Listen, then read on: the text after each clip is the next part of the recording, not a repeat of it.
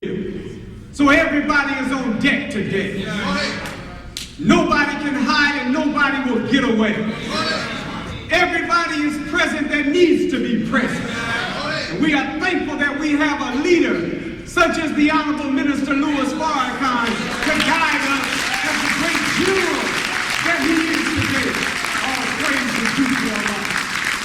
We are thankful today for all of the trials and tribulations that he sends our way, because the trials are necessary to provide us the things that are in us that he wants to manifest. So we're happy that he has sent to us from our headquarters our legal team, our chief of staff, our assistant minister from his office. We have a delegation from Boston. We have a delegation from Chicago. Let us bring on our beloved minister, the assistant minister from the Honorable Minister Louis Farrakhan, who shares the unity with our Western Regional Minister, Minister Tony Muhammad. Bring on our minister, Minister Ishmael, the son of the Honorable Muhammad. Bring him on.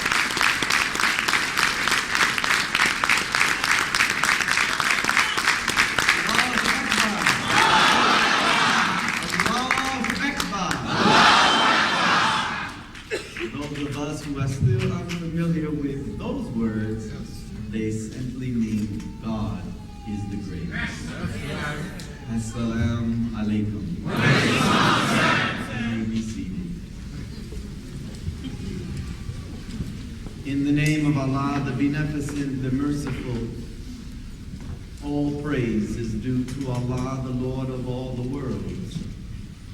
We thank Allah for his many blessings. We thank him for his goodness. We thank him for his undeserved kindness and his mercy to the human family.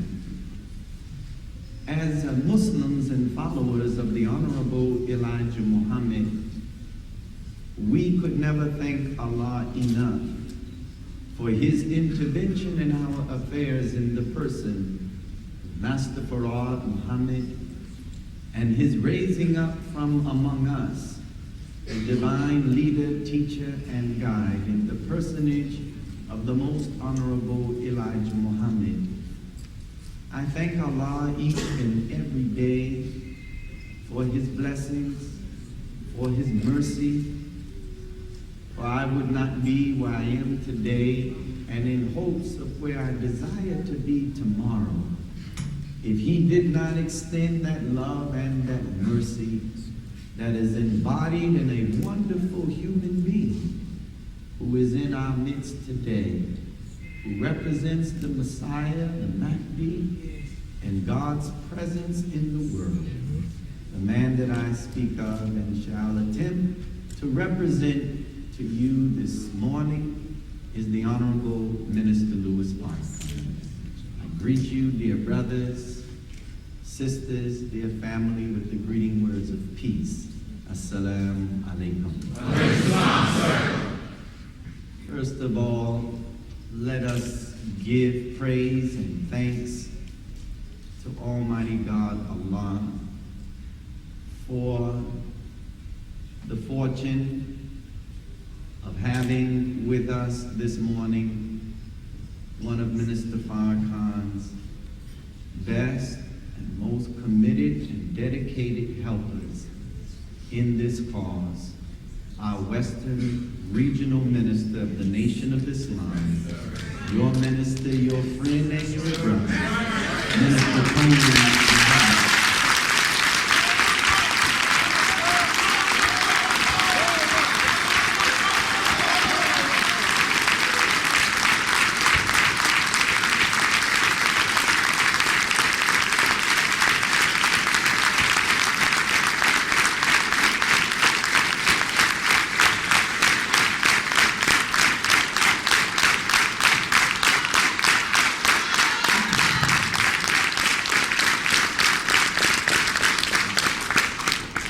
He should be convalescing,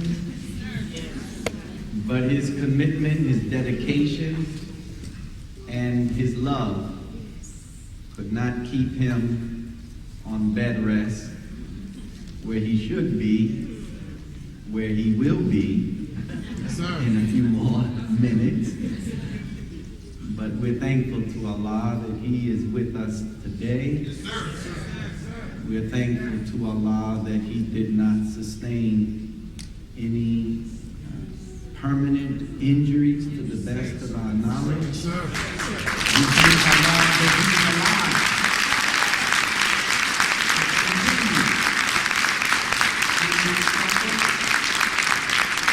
We are very, very fortunate that he and the other brothers that were victims, that were arrested, are alive today with us.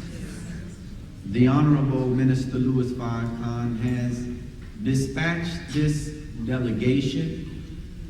Minister Don Mohammed, of course, our great counsel, and we call him the Big Don in the ministry, and a long-time aide and helper to the Honorable Minister Louis Farrakhan from Boston, Massachusetts, Mosque number 11. Please welcome Minister Don.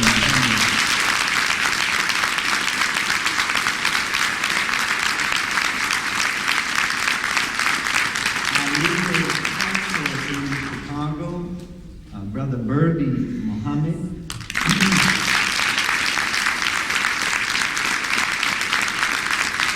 Our very capable and esteemed Chief of Staff, Brother Leonard Farrakhan Muhammad.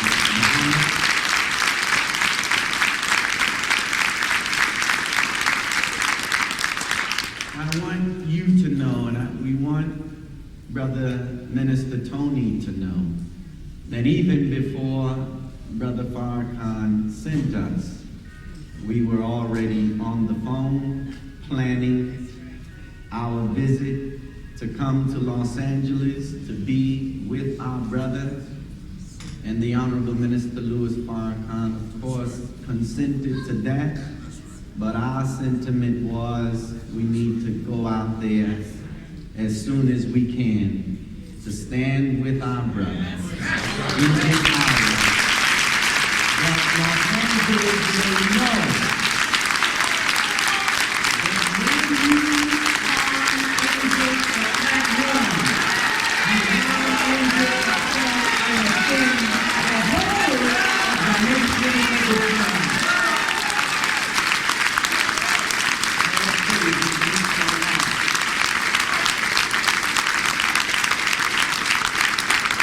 We are seeking the unity of our people. And we must let those on the outside know that an offense to one is an offense to all. An offense to one member of the family is an offense to the whole family. And when we begin to demonstrate that, then the respect that we are looking for from those outside of our community, we won't have to demand that respect. We will command it by the love that we show one another.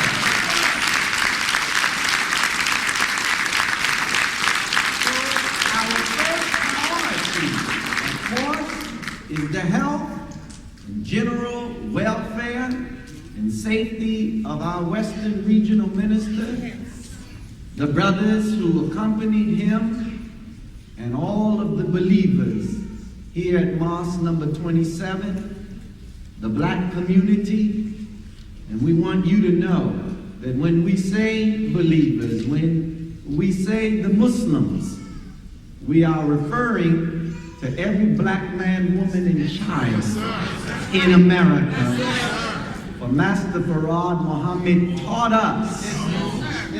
He asked the question, how many original Muslims are there in North America?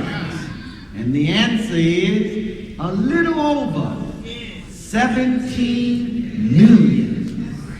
Then it follows with this question, did I or statement, did I hear you say that some of the 17 million do not know that they are Muslims? Yes, sir. I can hardly believe that unless they are blind, deaf, and dumb. We were 17 million 75 years ago. We are over 40 million today. So when we ask the question, how many original Muslims are there in North America, we would have to say a little over 40 million, along with our Native American brothers and sisters. All black people are members of the Nation of Islam. So before I go any further to give something spiritual to what has happened on the principle of what Allah says in the Quran. He opens up the Quran saying, I, Allah, am the best knower. Then he says to us, nothing happens except by my permission. Nothing happens except by Allah's permission. There is the permissive will of God, and then there is the deliberate will of God. Both are controlled by the Supreme Being. The permissive will are the natural laws that govern all of us. That was a permissive will because I smacked my face. Nobody could say that was the deliberate will of Allah that Ishmael take his right hand and smack his face. Are you all following this? This is the law of God. No matter how much faith you have in the Most High, if you decide to go on the 13th or 14th floor or 50th floor of a building and just say, I believe in Jesus the Christ, and in him I have faith, and you jump off that floor, you are going to jump off into a law called gravity. And neither the Supreme Being or his angels can come down from heaven and save you from breaking into pieces when you land on the ground. That's the permissive will. But then there is the deliberate will, the direction of God. But everything serves his plan. And they plan. And Allah plans. And Allah is the best of planners. What happened is regrettable. What happened is unfortunate. But my Lord permitted it that it may serve his plan. So I would like, before I go further into that, to allow our Chief of Staff of the Nation of Islam to make some remarks and make a statement before we go into our holy books to understand what kind of time we're living in and what we can expect tomorrow, the week after, and a few days down the road. So with that, I pause from my keynote address to welcome and to ask you to bring on with a warm round of applause with all of your Los Angeles love, the Chief of Staff of the Nation of Islam, Brother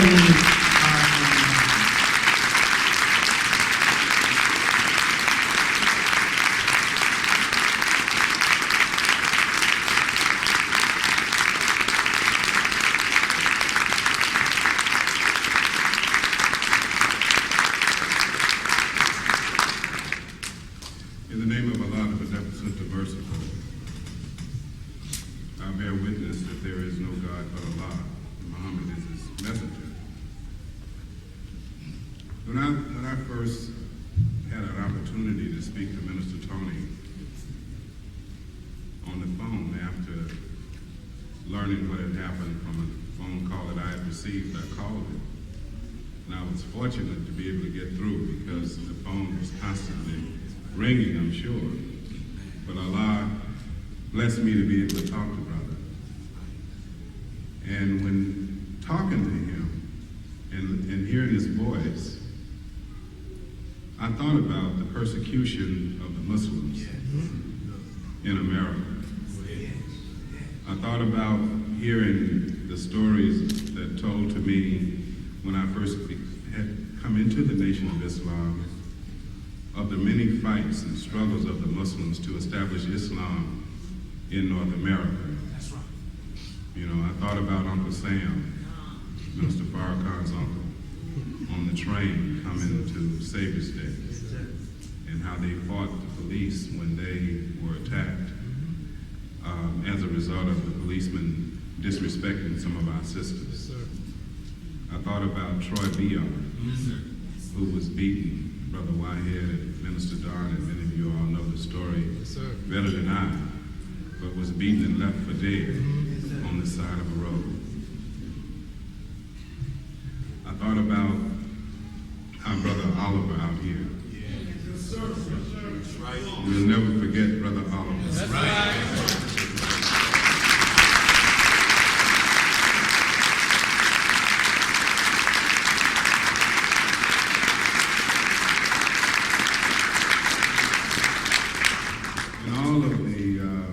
Many victims of police brutality and mob attack, which is one of the things that we ask from this government, that we want a cessation of that kind of thing, police brutality and mob attack. That's right. So the question is to the people today, as we look at history, are you any better than your fathers? Because when we first issued that demand and that requirement and that desire, it was in another dispensation of time. But here we are today, still having to say we want to end to police brutality and mob attacks. So the question is, the messenger said, well, can we get along with them? And if we can't get along with them, what would be the sign? Well, we can't say that the sign is that we're getting justice, because we're getting the same thing today that we got in the 20s, the 30s, the 40s, 50s, 60s, 70s, even today, the same thing. But thanks to Almighty God Allah, I was in New York and I was speaking with, had a chance to listen in rather on a conversation with Steve Harvey and Minister Farrakhan, who was on his way back to LA to see about his brother. And he said in that discussion, he said, well, you know, they messed with the wrong one this time. That's right. He said, but again, they messed with the right one. And then he said it again. He said, they messed with the wrong one, Minister, but I think also they messed with the right one. He said, because Minister Tony has the support, not just of the Muslims in Los Angeles. He has the support of thousands of people of goodwill in Los Angeles. Muslims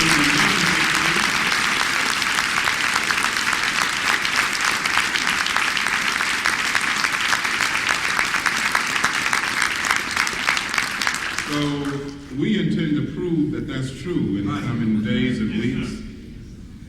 And you know, I thought about how many places I've gone on behalf of Minister Farrakhan, and he was sending me different places. I can remember going to the Sudan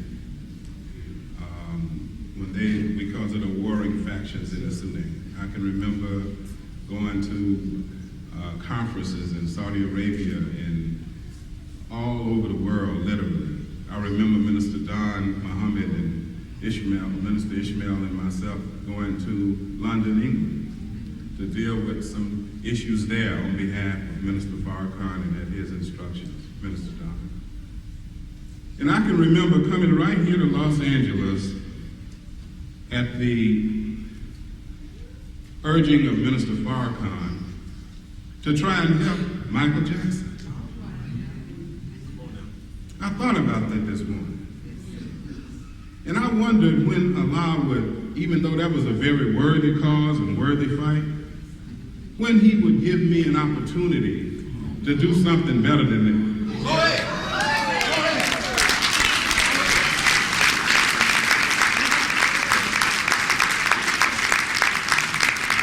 Because if we can come here to try to help Michael Jackson,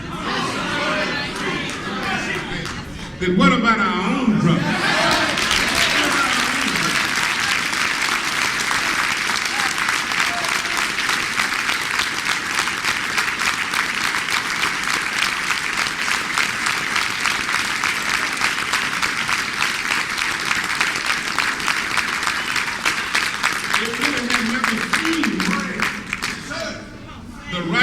Indignation of the Muslims. This case is much more than a case here in Los Angeles. It's a case that has ramifications all over this country. And we intend, by the help of Allah, to prove that. Right now, in some city in America, there's a police officer looking at a brother in a suit and a bow tie, trying to figure out how to disinfect what that brother's doing.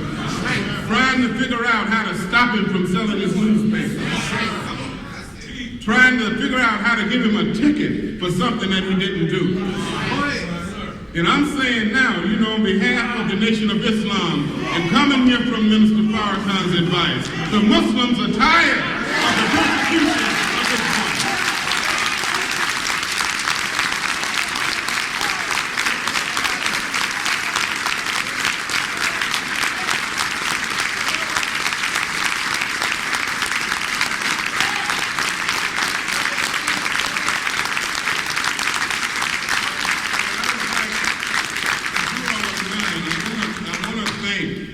Sister Captain Aisha Muhammad, our illustrious and great MGT captain, for allowing us to share this day, to come in and share this. Sister Captain, would you come up with us for a minute? Sister, give her a round of applause.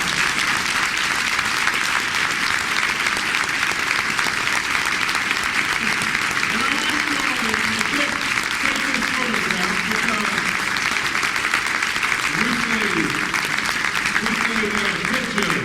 a picture is worth 1,000 words. So we can't say that history is going to be recorded this day without it being said that we came here to share this meeting that our sisters was already having, to talk about the injury to the Muslims in Los Angeles. I would like, if you don't mind, Minister Tony's wife and his children to join us in the photo.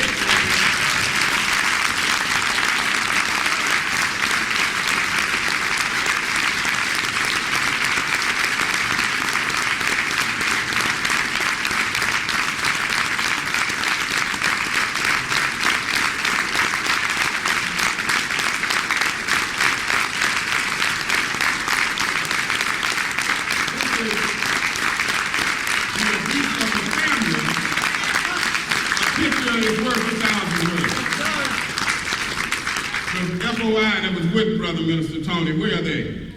I'd like them to come up, please.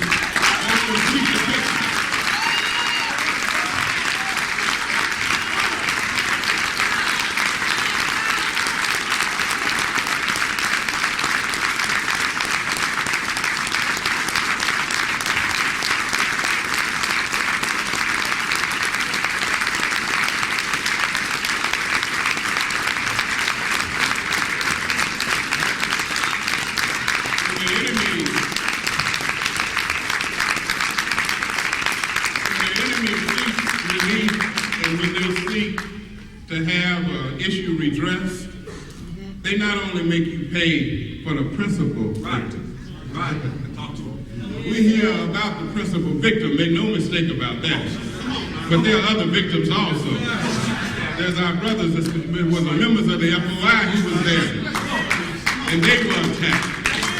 There's the trauma to this man's family that his children had to witness what happened. That's part of what we're seeking relief for.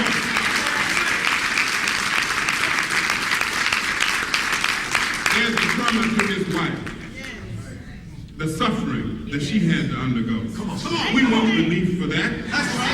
We want to make you pay for everything that you did to the Muslims on this day.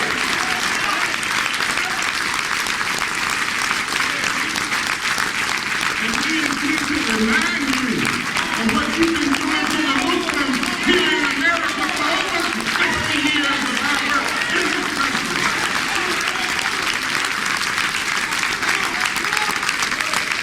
Are you any better than your fathers over 50 years ago? We say hell no! You may be worse because your fathers were more ignorant than you. What you are doing is not out of ignorance. It's pure, unadulterated hatred. And we intend to prove that. I'm glad that we have our counsel here from Chicago. And we are going to sit down with lawyers here in L.A. But we didn't want no lawyers rushing in like this is no ambulance check. You will not sit down with us and sell us out at the table. No, we want this case handled properly. And we're happy to say that we've been getting calls from everybody across the country, major law firms. But none of them will do any good for us if we don't have the heart to see the fight through. We're not interested in your money necessarily, even though you will pay money. And those of you that's here taking this report for the enemy,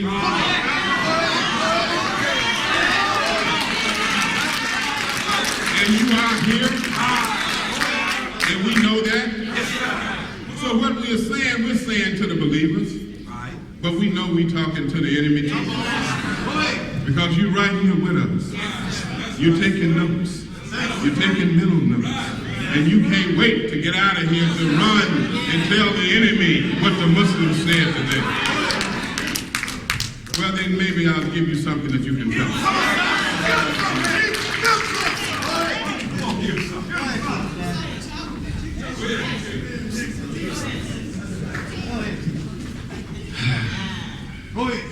It's very, very difficult, believers, and I want to say this, to express what you want to express at a time like this without in some way negatively or disaffecting or affecting in a negative way where you're headed. So the Muslims, we all got to be very careful how we use our mouths. Yes, it's important to express your outrage, but what they want to prove is they had an encounter with criminals. Well, there was an encounter with criminals, but the criminals were the ones who came upon a prayer vigil. The criminals were the ones who came up and tried to interfere with what was in effect a religious service. The criminals were the ones who came up and saw people peacefully assembling and doing our religious business that you say in your Constitution that we have a right to assembly. We have a right to practice our faith and our religion. Well, what do you say, criminal? Except when you say you can't do it. Well, the Constitution, Minister Don, don't say that. That's right. Don't say we got to ask the enemy if we can practice our faith. That's right. Go ahead. So we say further that we obey the enemy's law, except when in conflict with our religion. I don't know a minister that does not step out in front of the congregation if someone comes to try to interfere with that religious service and religious gathering. We got a long way to go, but I don't want you all to try to defend this case, and you all don't do no whole lot of talking, your phones are listened to, and don't get yourself in a position where what you said got recorded and they end up subpoenaing you into court, playing what you said on the tape, you know, that sort of thing. So let's be very, very wise. We can't say all we want to say right now. FOI, we can't even do all we maybe have in our hearts to do. But we are going to approach this because we are not the criminals. We are the victim of criminals. And we intend to prove that. You don't prove that by reacting in such a way that they put the criminal tag on you. And you think you're doing Allah and the Muslims a favor by allowing them to place the criminal tag on us. No, you wouldn't be helping us. Control your emotions. Control your emotions. And I hope and pray that you all will listen to me on this point. Control your emotions. This will not be decided by emotional outbursts in the public. Right now, they are putting their case together. They're trying to talk to people. They'll probably try to talk to some of us. They'll try to build a case to try to show that something was wrong with what the minister and the FOI did. Don't you help them with your mouth. Go ahead. I'm going to say this, and I'm going to stop because I was enjoying Minister Ishmael Muhammad. Weren't you all? This man, he's one of the finest young representatives of any organization in the country. And I'm just happy, when I hear it.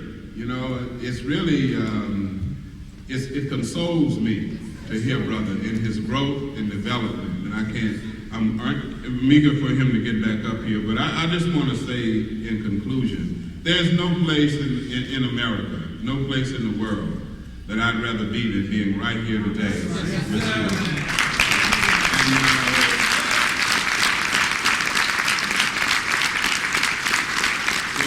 Mr. Ishmael said it right. I mean, we were so happy to know because we're out promoting the Millions More movement.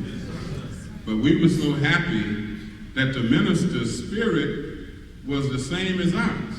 Brother, you all go and see about our brother out there and let the believers know that we stand with them. That Minister Farrakhan stands with Minister Tony and his family and the FOI. And we wanted to...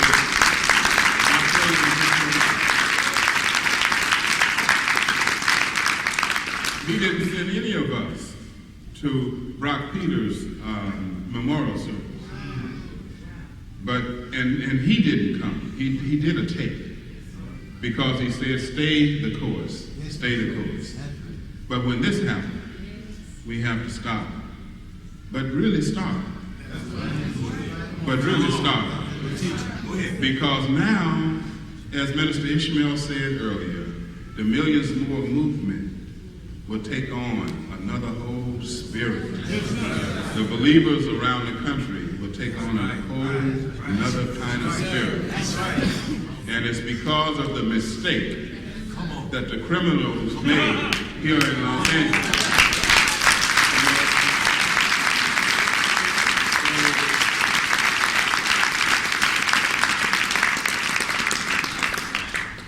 May Allah bless Minister Tony.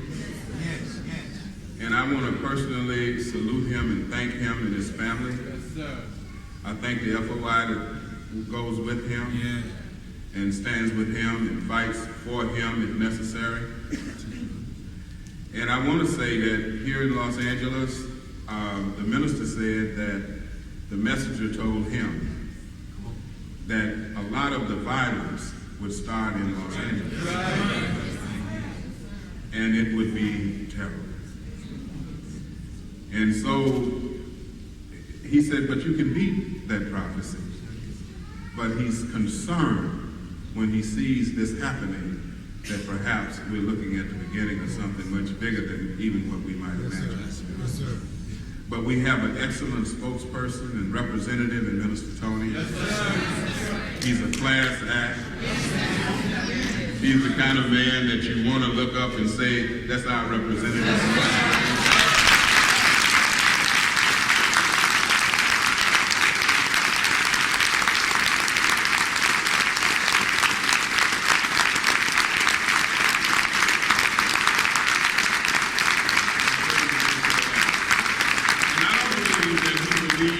lead the people of Los Angeles, the poor people, the black people, the Muslims, into slaughter. He will handle us in a very wise way, that we have victory, not slaughter. There is a difference. And it's very, very difficult, because that's a thin line. I want to recognize the presence of Brother Whitehead while I'm here, if you all don't mind. Point of personal privilege. Brother Whitehead, thank you.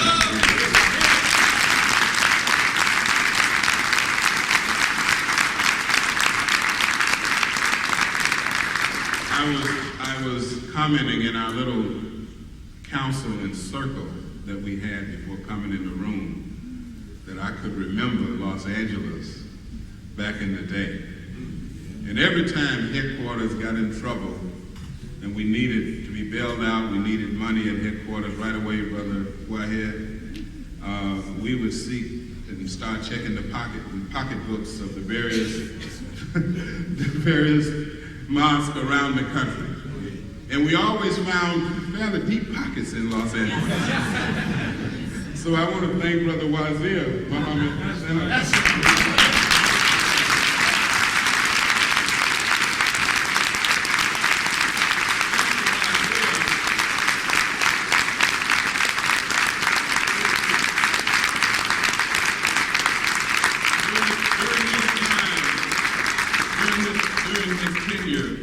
Minister here at Mosque 27, we always, Sister Captain Aisha, depended on Los Angeles. In Los Angeles, and I'm not talking about no $5 and $10. I wouldn't even bring you up here, right? But it was thousands of dollars. And it was thousands of dollars a few times that we needed in headquarters, and brother never flinched. Tell the minister we got that. Thank you, Brother Minister, for being here. Now,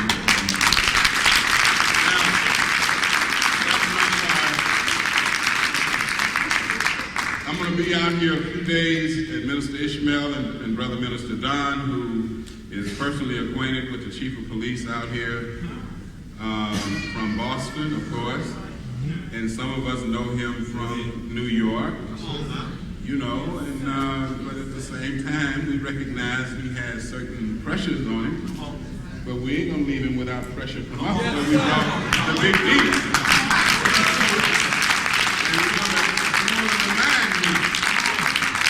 We want to remind the Chief of Police that we've been knowing you for a while, and you said you understood us and you wanted to be our friend. Well, this is a time to test your friendship. We don't want to prejudge friendship, you know what I'm saying? And we thought we'd give him the best opportunity in the world to demonstrate his friendship. We bring his old familiar friend.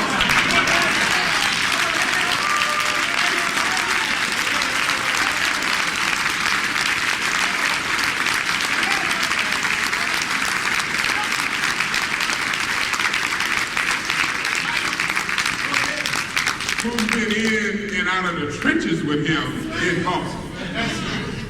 Brother Don, Minister Don Muhammad. Thank you all, believers. Let's hear back from our Assistant Minister of Mosque Miriam, Minister Ishmael Muhammad, and thank you all for allowing me this opportunity to serve the believers of the nation of Islam. Assalamu alaikum.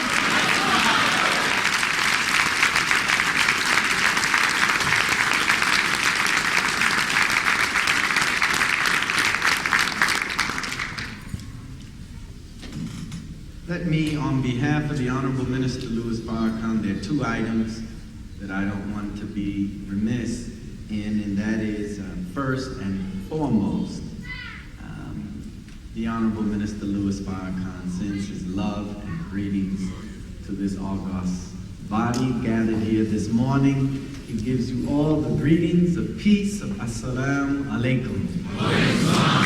Please return greetings to Honorable Minister Louis Farrakhan, sir. Certainly will. Thank you. And secondly, on behalf of the Honorable Minister Louis Farrakhan and the Board of Laborers, and those who have already been acknowledged this morning that are present, we want to make sure that our wonderful community here in Los Angeles, the pastors, the activists, of course, our dear brother and friend, Brother Danny Bakewell, all of those that came to the side of our minister and stood with him. We want you to know how much we appreciate and thank you for your support. Let's give all of these wonderful friends of ours, leaders in our community, a warm round of applause.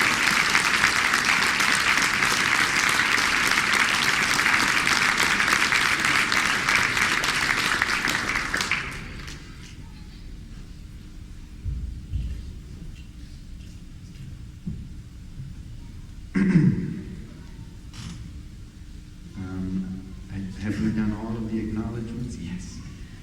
I think we have, and let me just take a few minutes asking Allah's guidance. I don't have my two weapons in front of me. I don't have the Bible in my left hand and the Quran in my right. But I still got my piece back here. I'm clean.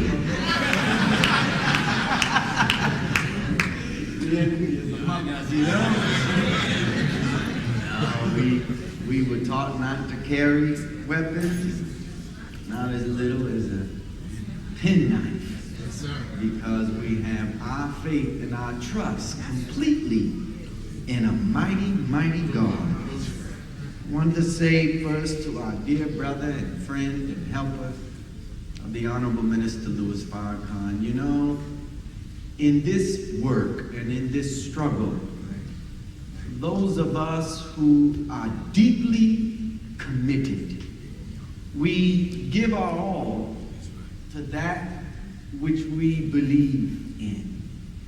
And sometimes in this work, only those of us who have accepted this responsibility of leadership, not that we requested it of our own. I'm going to make that clear. I did not fill out an application to be Minister Farrakhan's assistant minister. Brother Leonard did not fill out an application to be the chief of staff. Neither did Minister Tony or Minister Don or Minister Wazir or Brother Wyatt. We simply saw a man doing a work and carrying a heavy burden. We saw the man's commitment and his love, and we found that man to be a man of integrity and of the highest character. We simply said, we want to help you. And when we submitted ourselves to this labor, he said, well, I see a gift in you, son. Why don't you help in this work by being a minister? But in this work, it can be very, very difficult. In that sometimes you feel so alone. I want to speak to you just for a moment about the blessing that you have in your midst that you and I never show ingratitude. Because ingratitude is what Allah God hates from a people. That's right. Don't get quiet on me now. See, Brother Minister Tony, all of this has shown you that you're not alone, unloved, and unappreciated. The outpour. Oh, I didn't really meet. Well, thank you. I guess I can shoot with greater accuracy now.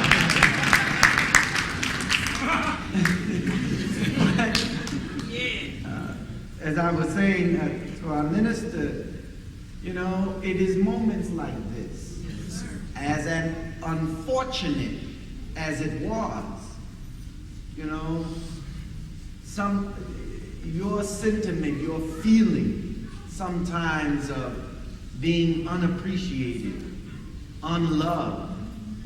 See, Allah allows sometimes a misfortune to come into your life so that we can show and demonstrate our love for a man who puts his life on the line every day for you.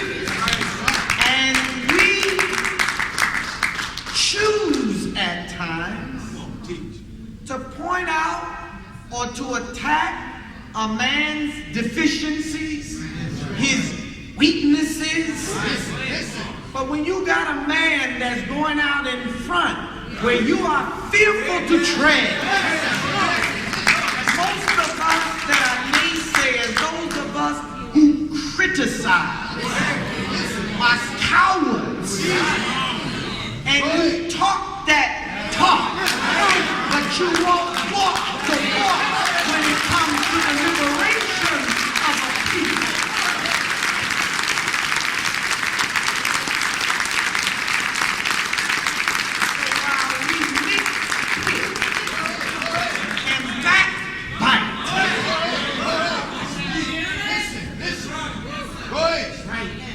You got a man that's out on the front line of the battle. Listen.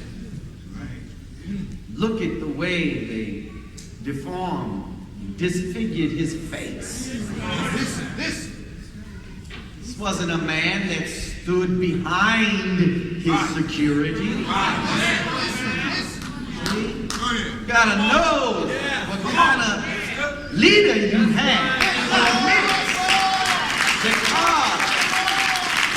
you are fortunate to have him this day.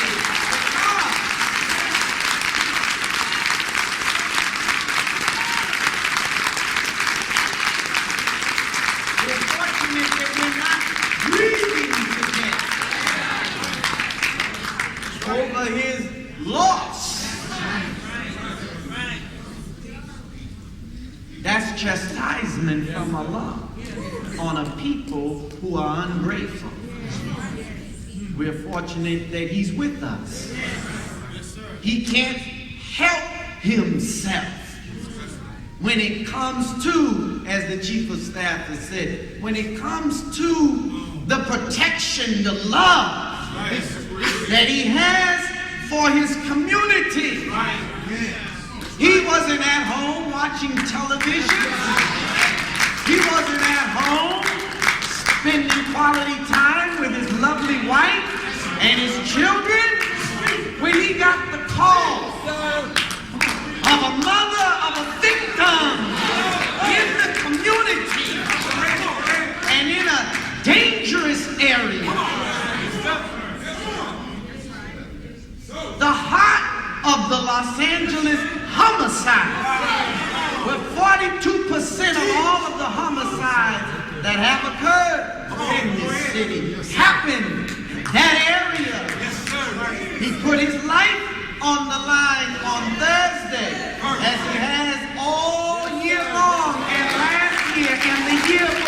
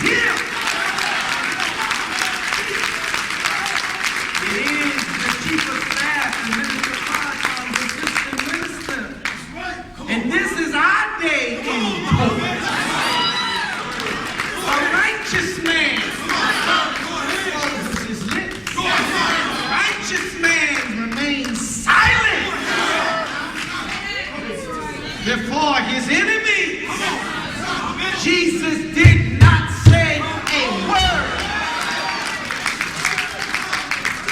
because his word was enough evidence and proof. He didn't have to utter a word, but it took a black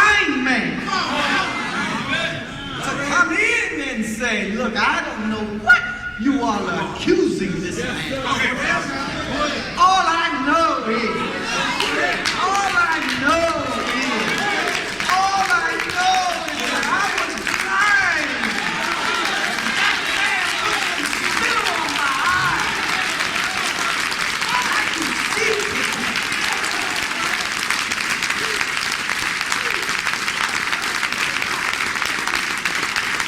And it is the middleman in the streets of Los Angeles that now will come forth. And say, I don't know what you all are saying about this man. All I know is that man has imparted knowledge that has opened up my mind, opened up my eyes. See, Minister Tony, it's in these moments that the love that is expressed from people's lips, you can now see that you have a nation and a community that loves you and appreciates you for the work that you are doing on our behalf. And where there are the cowards among us and the fearful and the scared, this is a warrior, a soldier. I can bear witness because I can't help myself. When the security tries to secure me, I'm watching out for them. I'm not hiding behind their broad shoulders. And my instincts are that if we are attacked, I would look to protect my brother who has sworn his life to protect me. Because I see value in him and I don't see value in myself. That's a brotherhood. Love.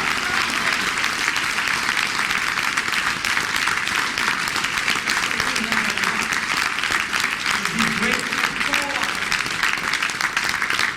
And it is a sign that if they would do this to him,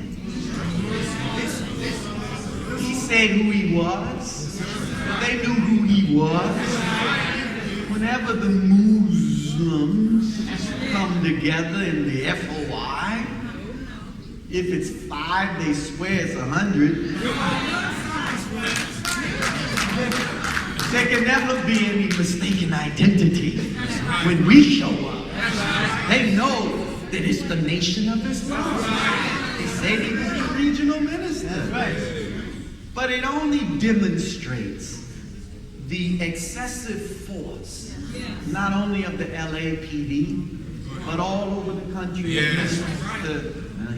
Minister Leonard said to us. In Chicago, you may have heard a state senator, preacher, pastor, reverend of a big church, James Meeks, was pulled over. What was his charge? Driving while black. He let them know who he was, Minister Tony. Is that right? Reverend Meeks, I'm sitting, we don't give a damn. Put your hands down. And they drew their weapons at him. So this is all over the country. But as unfortunate as it is, I have to admit something. It's good. You know why? Because it is the only to prove to you and I that even though we're in 2005, the pervasive, prevalent mentality, an attitude of white supremacy is as alive as it is today as it was 100 years ago and 400 years ago. It don't matter. It don't matter how high you climb on the totem pole of the white man's society. You are still a nigger in his eyes.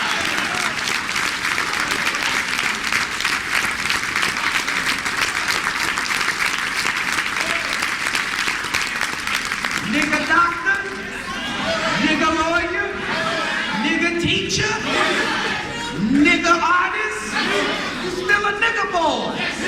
Don't care how much money you have, how much influence you gain, how popular you are.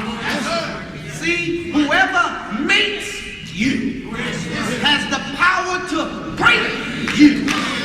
That's why God had to intervene in our past and make a man for himself that could never be broken by the world.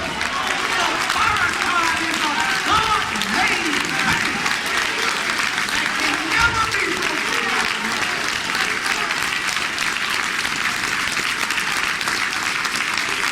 And if we will surrender ourselves, the same hands that have shaped and molded a man, fashion that man into shape, will remold and reshape us, where we will become unbreakable by the forces of the world. Thank Allah for his coming in the person of Master God, coming and raising up the Honorable Elijah Muhammad to lead and teach and guide black people out of the terrible and wretched condition our enemies have put us in. I want you to know today, even though you have the title Reverend, you have the title Congressman, Senator, Lawyer, Doctor, Imam, Minister, it make no difference. Nigger minister, nigger reverend, you're still my property and my boy. But it also showed me something else, Brother Leonard, as you were talking. Brother Tony, what was done to him is a sign of what they have in their minds and what they're planning to do to his leader, my leader, the Honorable Minister Louis Farrakhan. Make no mistake about it. We can never forget what Elijah Muhammad taught us. He said to us that the ultimate aim of this world is to kill, not C-I-L-L, K-I-L-L, kill the messenger of God. Their ultimate plan and aim and objective is to kill the man of God. Why? Because that man represents the end of their hegemony, the end of their rule. Because in that man is a truth that will awaken, disconnect, and unplug the people from their world of deceit, lies, and falsehood. This is why the Jesus of the Bible says, ye shall know the truth. Well, Jesus had a truth with him when he was in the world. But he's speaking in the future. Ye shall know the truth. And the truth will do what? Make you free from what? If truth becomes the means of your liberation, then that means that you're held in bondage to a lie. So truth becomes the key that opens the door of the prison of ignorance. And whoever has that key becomes the most dangerous person to Satan's world.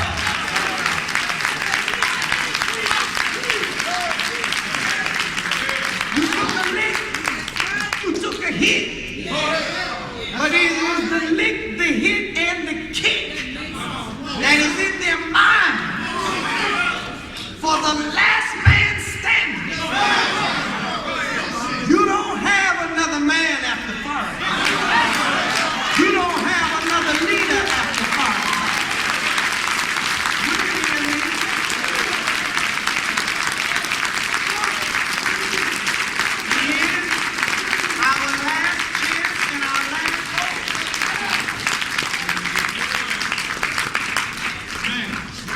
Good Los Angeles. Because we are not known Los Angeles. We're not a city of angels. This geographical land is shaky land. Earthquakes. But it's always been the epicenter. That's right. Is that right? Yes, sir. Of a lot of other things. It's become a habitation of the devil. Cage for every filthy bird and a hole for every foul spirit. Los Angeles is just a mirror of an entire nation that has become the habitation of devils. We ain't talking about white, blue-eyed people, man. We're talking about the rebellious nature in black, white, brown, yellow. It is the insolent, rebellious nature that has made the American people devils. Not angels, devils. Because we rebel against the will of God. And that rebellion is manifesting now like never before. Even in our Islam, we're rebelling. Talk to me now. In our Christianity, we're rebelling. We want to do it our way. And that's why the God of the Bible in the Quran says, my ways are not your ways. Neither are my thoughts your thoughts. Mine are from above, while yours are from beneath. This city called Los Angeles, this state of California, the trigger happy, wild,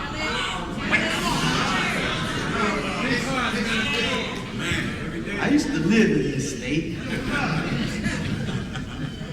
Had some good times here too. Back in the day, brother. Oh yeah, the 80s was all right with me. Love to come to LA, boy. Well, I got my party on up in here, but I don't have no problem being real with you. I ain't got nothing to hide. Who I am is what I am, and I don't intend to be a hypocrite in front of you.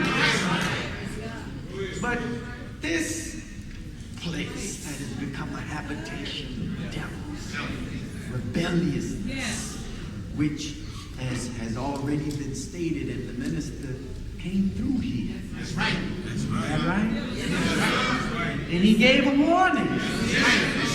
And he was out of here. That's right. But I don't want to lose my point in that I see all of this as a sign of what the enemies are planning. Because Farrakhan is the one man, the one man that can bring all of us to the table. He's the one man that can bring Christian and Hebrew and Muslim and Pan-Africanist and nationalist and revolutionary to the table. That's the most dangerous man to Satan's rule. Because Satan has ruled by the formula of divide and what? Conquer. So anyone that comes with the opposite of what he has laid down becomes the most dangerous man. And when you talk about the creation of a movement, this is serious. A movement that will bring black people with their brown brothers and sisters, with their yellow brothers and sisters, with their red brothers and sisters, and yes, even some whites. Why? Because Satan rules over all. But our focus is with the black man.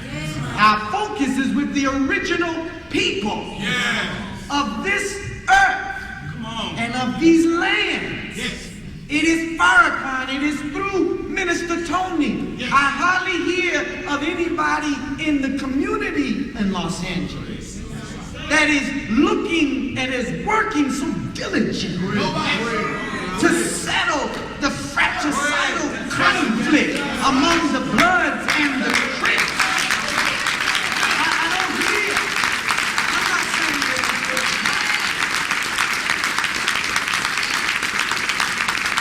Who of my Mexican family is reaching over into our community to stop this senseless violence and war? I don't know. And I am very much a Mexican. Yo viví en México. Yo nací casi en México. Yo fui creado en México. Yo conozco la cultura, conozco la lengua, conozco la gente porque viví 20 años de mi vida. Not in a Mexican community on this side of the border. I grew up among the Mexican people in the country of Mexico, deep down in the center of that country. I know the thinking. I know the pattern of thought. I know the culture. I know how they view black people. I understand why they're taking that position right now here in the United States against our community. The question is, who else besides these peacemakers are trying to bring peace in the hood, peace in our community?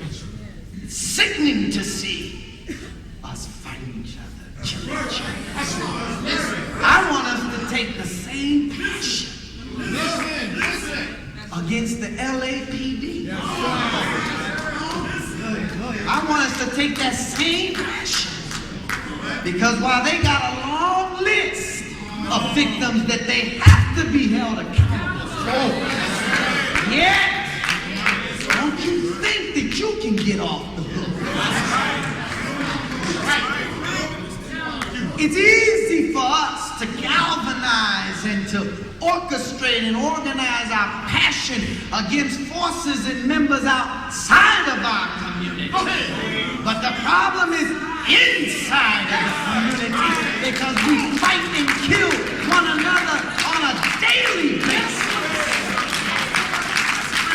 That is true. Before we can ask for others to respect us, others to love us, we have to show that amongst ourselves, because they don't give a damn about a people who don't give a damn about themselves. Wait a minute now, this is real. The Honorable Minister Louis Farrakhan has taught us about a principle in nature that whenever a people lose their value, then society moves to destroy that which has lost its value. We have lost our value. We have been reduced to nothing, reduced to dust. The minister recently talked about that. So as dust, we get blown from from one side to another, relocated in our cities because we have lost our value, been reduced to dust. A particle of matter that has no aim, no purpose.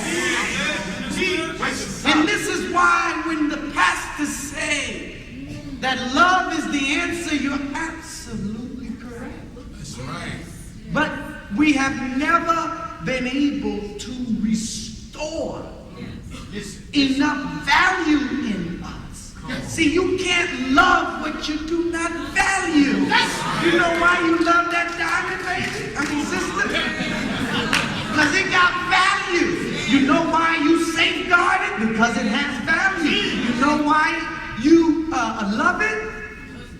See? Or protect it? Because it has value. So it takes God Himself to come and restore black people's value. And the beauty of this, you know, this is Sunday, this is my preaching time. Give me a couple of more minutes. The beauty, black man and woman, is that there was no one that could restore your value except He Himself.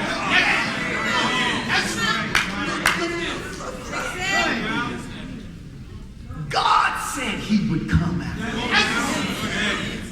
He said, I will come myself. Read your Bible. I will search the earth for my people. The Lord will bring them up from the valley and settle them on the mountain tops of Israel. God, after their sojourn of 400 years will come, and God will judge that nation which they, my people, shall serve. This is God coming now. He says, I'm going to come down from my hiding place. This is why I say to the black man and woman, look, Christianity has never been your religion. It is the organized religion of white folks to make you a better tool and a better slave for their world and their society and their aim and their vision. But if they pride themselves in their Jesus, good. Jesus is my man too. If the Arabs pride themselves in their man named Muhammad, I say, great, great, great. The Jews pride their connection and relationship and fellowship with God through a man named Moses. You know what I say? Good. But I can come to the table of all the children, followers of the prophets. I can have my chest sticking out. Put stress on the first, second, third, and fourth button of my vest. I can say, the Lord that raised you up a prophet. And the Lord that raised you up a prophet has now made His appearance. Have your prophets. I got God. I have the presence of God Himself.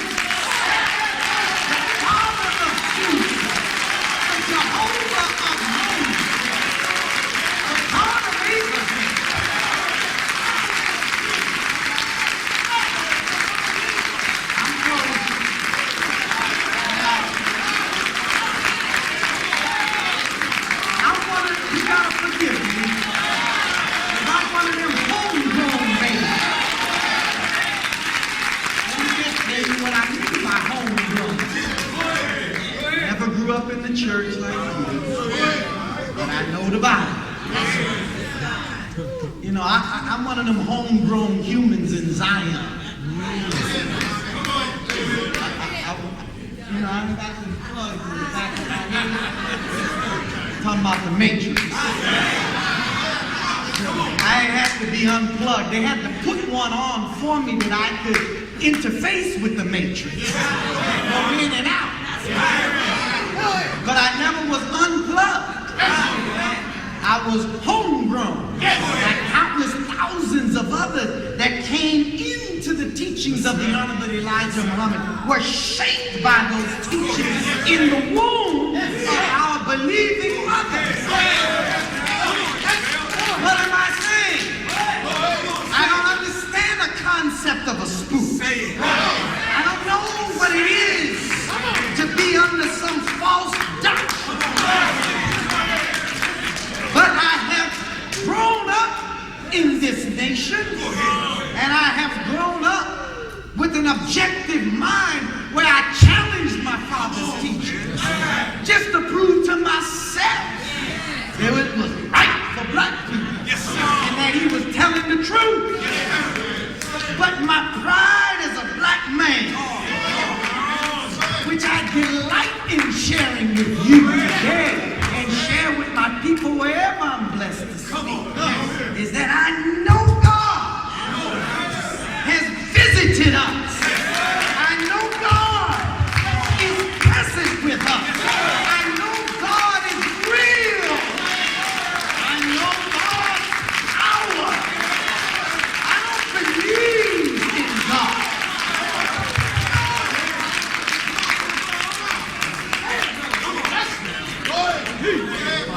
To believe in God. That's all right when God is absent. Belief is the absence of knowledge. But when God is present, He don't invite you to believe in Him. He invites you to get acquainted with Him, that you may know Him and be empowered by knowledge. You know that belief starts you off. But at a certain point, you got to grow into a conviction. See, belief has limited power. Knowledge gives you unlimited capacity and power to act. Belief will always invite doubt.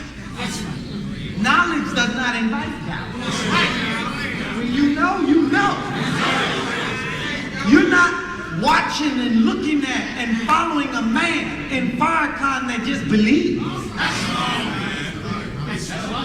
You're watching, following, and listening to a man who knows God and the Christ. That's what gives him the power to speak the way he speaks. Because he knows God. Listen. When you know God, you got the power to overcome Satan. Jesus knew the Father. He didn't just believe in the Father, he knew the Father. The Father was in him, and he was in the Father, so he had the power to overcome Satan's world. That's why Paul said, unless Christ be formed in you. See? Go ahead. He couldn't leave, he said, until Christ was formed in the people. Go ahead. When Christ is formed in you, now you have the power to crush wickedness. The power to overcome Satan. But unless he's formed in you, you are powerless and weak. Even as you attempt to confront Satan. It's only the power of Christ that can overcome Satan. That's right. I'm closing. Keep in mind as I conclude, you're not dealing with human beings. You're dealing with beasts in human form. The value of the teachings of the Honorable Elijah Muhammad, which all of these ministers can testify and bear witness to, is he gave us the nature of things. He gave us the root to this world. He taught us the nature of the original people, and he taught us the nature of the kind of people that came from the original people. This is what allows us and gives us the ability to be very wise in our dealing today. Do you know that they calculate on your emotional reaction? They do. Our Lord is not an emotional being. He's very rational. He calculates. And when he makes a decision, it's not based on emotion. Is it? Well, what am I saying? If your Bible talks about beasts in power, listen, what do we have as rulers today? Beasts. I won't go into it now, but you read your 13th chapter of Revelation. And how this beast made war with all the nations. And he made every kindred and every people to bow down and worship him. And he had authority, the book said, over all of the nations. A beast, its nature is to act, respond, react, and move according to instinct. That's right. It's instinctive behavior and instinctive nature that you're dealing with. If I dropped you in the jungle among the wild beasts, and you see a panther, you see a lion, yes. Two things would trigger the bestial nature to manifest. Fear or you confronting him. Both will unleash the savagery in the nature of that animal. Fear. God don't show fear. You have to stand your ground. And not move or act in a way that would encourage that beast to move towards you. Right? You're dealing with beasts today. You're not dealing with human beings. And when you know what environment you're in, the climate that you're in, the setting that you're in, the people that you interact with, then you move with intelligence. You move with wisdom. Elijah Muhammad said, if we followed him, he would have us so smart that we would wrap this beast around our pinky, and we wouldn't even know he was there except if we happened to look down. See, that's wisdom. You gotta be as wise as the serpent, humble as a dove. Dealing with a beast. But God does not operate out of his emotions.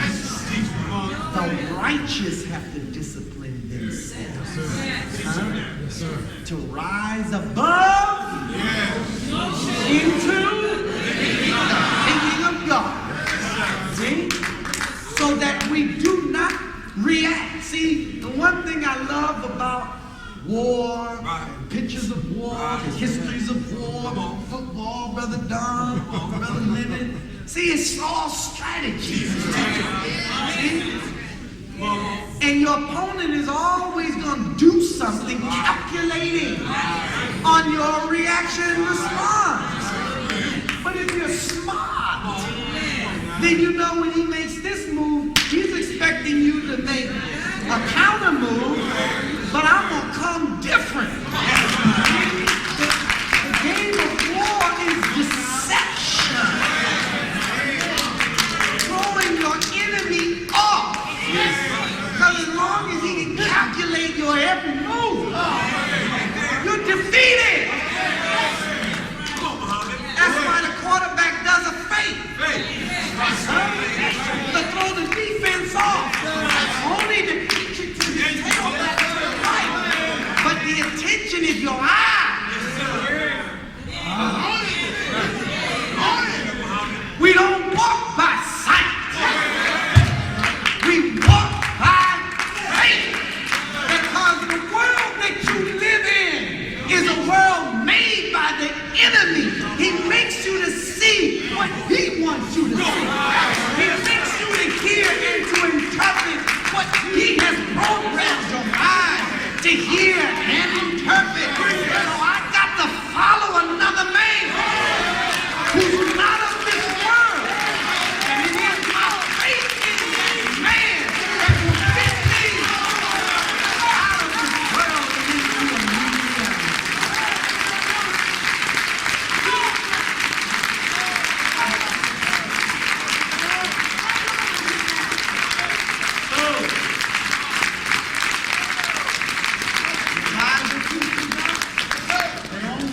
Righteousness will save us. It's only our righteousness that will sustain us. It's not just righteousness in a moral discipline. That's necessary because the enemy will use every practice. If you doo-doo in your pants, believe me, the enemy want that doo-doo. Excuse that graphic expression. But the righteousness is to be right. Be guided. Yes! Righteousness, being right with the man who's leading, teaching, and guiding you. Huh? See, Moses led the people out of Egypt, but they came to an impasse. And between them and the promised land was a sea. Is that right? Yeah. Called the Red Sea. Very significant. This is the exodus, the mass departure of a people. And there's a principle here. See, God could never bless them in Egypt. You're not going to be blessed. We are not going to be blessed unless we make a move. God can't bless you where you are, not only as a people, even in your personal life. Some of us know that we gotta make changes. Some of us know that we gotta let things go and cut things loose, but you keep holding on, asking God to bless you, and God can't bless you. You gotta let the man go. You gotta cut the woman loose. You gotta give up the things that I did. But it's the only way God can enrich you. With his blessing, you gotta move. Put yourself in a place and a position that God can bless you. So he had to call his people out of Egypt. And take them from one place and one position to another place. Yes. And put them in a position where he could bless them. But they had to be challenged. And so the Red Sea represents war, conflict, revolution. Every time a life is delivered into the world, there's always blood. Right. Each of us came through what we would call a Red Sea. To come from one place of confinement to be delivered into a new reality. You had to come through something. You don't remember the pain.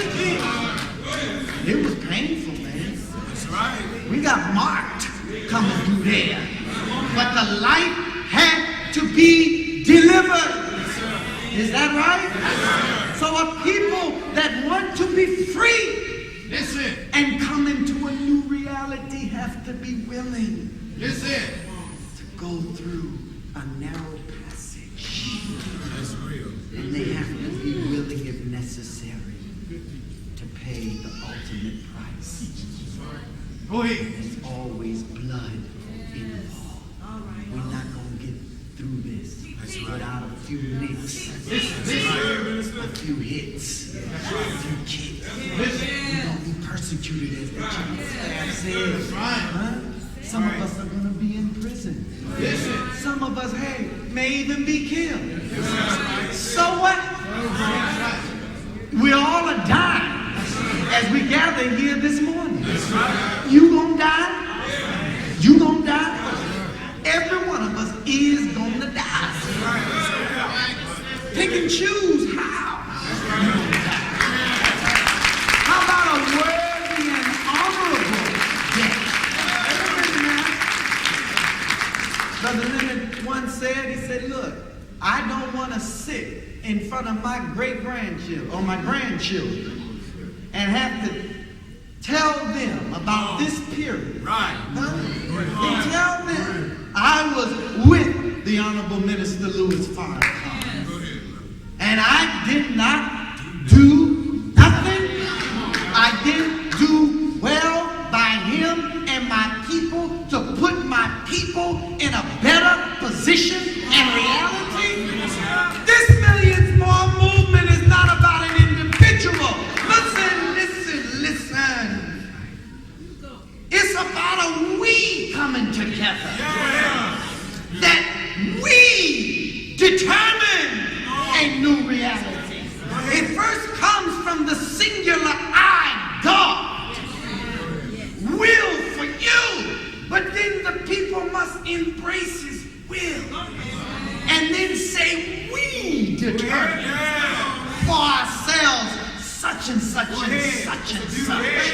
And we determine that we will not pass on to our children and grandchildren and great-great-grandchildren the same old nightmare of unfulfilled expectation. Listen! How dare us call ourselves fathers, and we will not stand up to make our community safe, but our young girls being lured by these predators, sex-depraved men that are looking for every opportunity to take an 11 and a 12-year-old under their wing. It's personal to them. That's right. Jesus, go ahead. I don't want my children to have to grow up in this decadent world. Go ahead. If I die, good. Told all of my children, damn it, don't you dishonor the name of your grandfather, the Honorable Elijah Muhammad. And if I die before I see your babies, fine, so be it. But you continue the struggle. At least when they tell people their father is no longer alive, they'll say, but he died trying. He died trying to make me safe in a hostile world. That's what it's about, Dad. That's what it's about, Mom. The Millions More movement ain't so much about us. Damn it, we died. I'm 40. Yes, sir. By the looks of it, they're at least in the 40 club. But it's about our children. It's about our children. You mean to tell me while we have this moment in time that we will waste this opportunity and not provide for our young people something better? It's on us to build the institutions that they need, create the jobs that they need, build economics for them, and attach all of that to good education, because you can't encourage them to go to school if they don't see what that degree is going to give them. It's personal. That's why I'm giving it my all. I'm not doing it just because Farrakhan asked me to. It's a difference, man. He don't do what he do because he was asked to do it. He doesn't do what he does because he was asked to do it. That's in the beginning of your calling into the mission. But at a certain point, you mature, and it becomes a part of your very life when you eat and breathe and walk this life. It's personal. And it is his passion. And these ministers' passion. You don't bring the passion, you can't make the change. So, may Allah bless us. We have a leader, a teacher, and a guide. And there's three things that the Bible says: hope, faith, love. The greatest of these is what? Love. You know which is the greatest between leader, teacher, and guide? While one may possess all of these, the greatest is guidance. You can have leaders. Leaders can give you hope. Leaders can raise your expectations.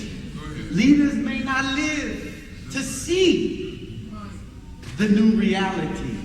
They may not live to see the fulfillment of what they have put in the minds of the people and in their hearts in terms of hope. Huh? You can have teachers that instruct, that empower the people with knowledge. All that's valuable, but guidance. You gotta have a guide. You gotta have the unequal guidance of God Himself. That's what we have in our midst today. Farrakhan is a guide. And he can get us safely through this very turbulent period. His shoulders are capable. They were made to uphold an entire people. His shoulders are strong enough as long as we're willing to follow him. I thank Allah for the Honorable Minister Louis Farrakhan. And I ask that you close for you to keep him in your prayers and keep each other in your prayers. Nothing wrong with praying for your family. Nothing wrong with lifting up names as they come in your head. Sometimes my list get real long. Oh Allah, please continue to guide and protect and bless Brother Leonard, Brother Dawn, Brother Tony. I start running the list. All of them, Lord. The whole family, Lord. Not just these, protecting, guiding Mr. Farrakhan. Yeah, that's my main man. But my heart gotta be bigger. And I want my Lord to see that I love my brother and I love my sister as I'm attempting to love my own self. And to understand that the God that serves us, he just doesn't serve one man. Stop cheating God. Stop robbing him. You insult him. Is he just the God of Moses? Was he just the God of Jesus? Is he just the God of Farrakhan? No. He's the God of all of us. He wants to have an intimate relationship with you, all of us. He said, my greatest desire is that you know me. See? I want you to know me as your personal Savior, your personal deliverer. And that besides me, there is no other God. Oh, he's a beautiful God. Yes, sir. And he's anxious to get acquainted with you. It starts with what you see in your brother. God, he's over there saying, look, what I've done for him, that's just a sign of what I want to do for you. Because greater is he that is in you than he that's in the world. But only I can bring it out of you, but you got to come to me. Right. May Allah bless us. Yes, sir. May he bless you, Los Angeles, to work hard. And I want to say as I close, Minister Tony, our Western Regional Minister, Listen. he been jamming on this national drive, supporter registration drive. Y'all been jamming. Y'all have been pushing up on us in Chicago. Yes, sir. LA, you know, is always in the top 10 in all the drives, but this one, Minister Tony, you've been on it. Yes, sir. California, man, San Francisco is fourth in the country, or fifth, fourth. LA third. New York second, Chicago first, but I got good news for you.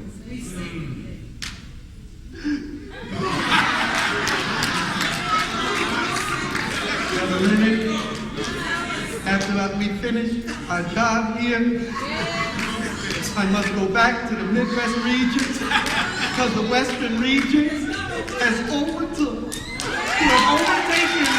the Central region.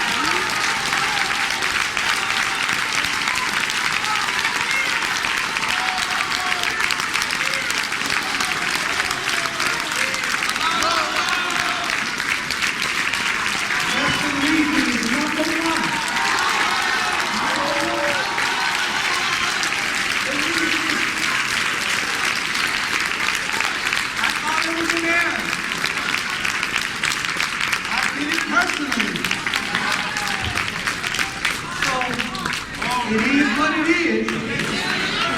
Anchored by LA and San Francisco. And San Diego and Phoenix. The Western region. I mean, y'all have been jamming. But keep on jamming. And we are grateful for the support that the Western region has given. We got a lot more work to do. And Allah willing, we will start sending to you this week paraphernalia to help us raise more funds. That's right.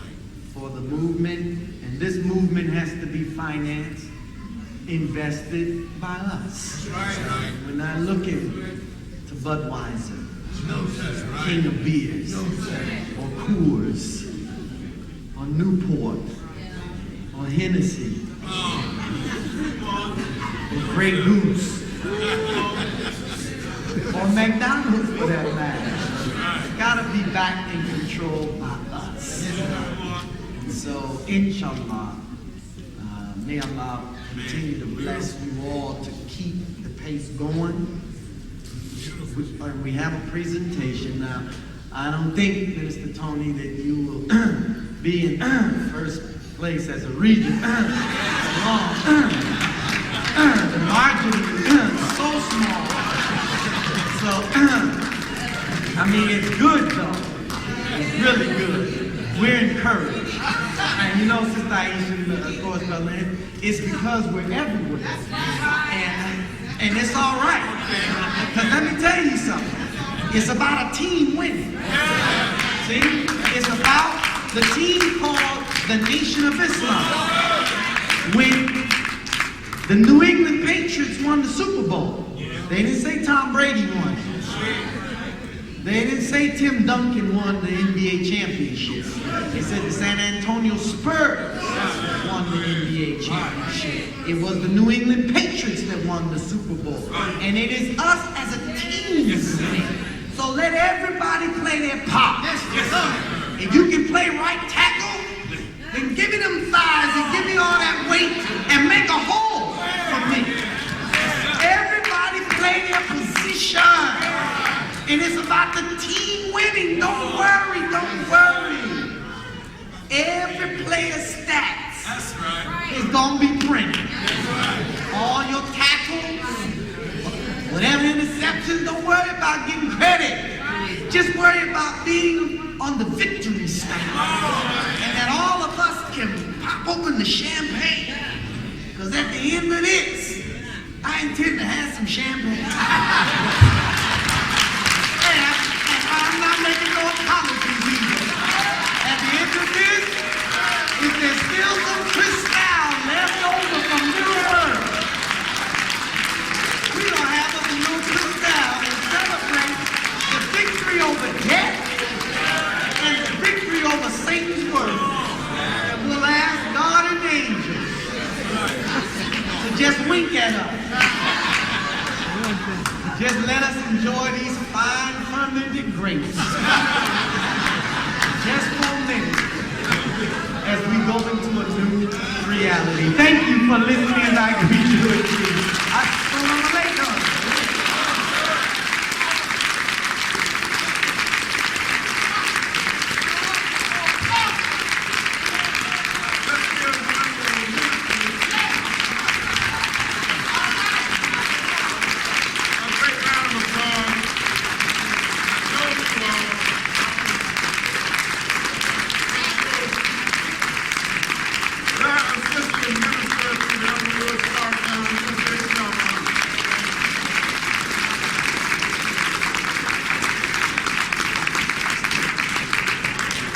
Thank you, Lord, for this message. Give him another round of applause.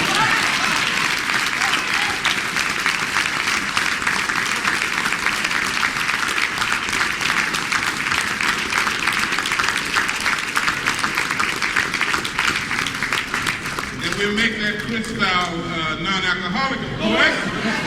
Better round of applause. And we're going to bring before go ahead,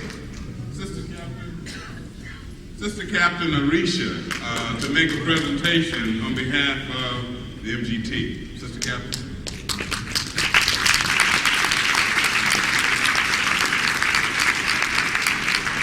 In the name of Allah, the beneficent, merciful, I bear witness that there is no God but Allah, and that Muhammad is his messenger, and I greet you with the greeting words of peace. Assalamu alaikum. We thank you, Brother Ishmael, for gracing the 7th annual Women's Conference.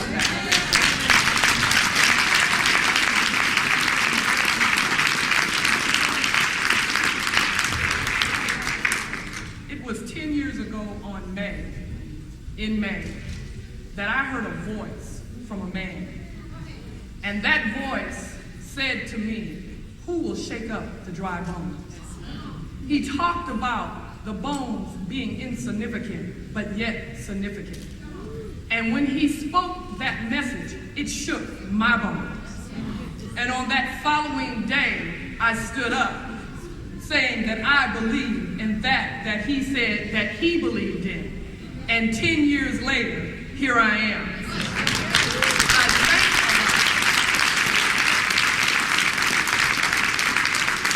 I thank Allah that he put such a most gracious, a responsible, a man who has integrity, a man who loved the sisterhood, a man who I know got my back.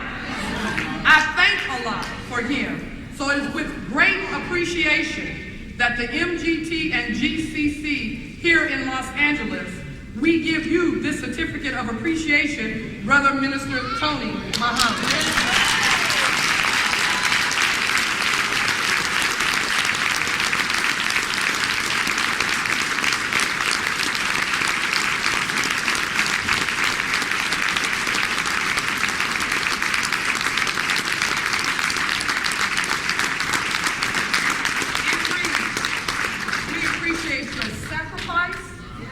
For truth and justice for the community and being a dedicated servant of Allah. You are a bold black man, and the angels of Allah are with you.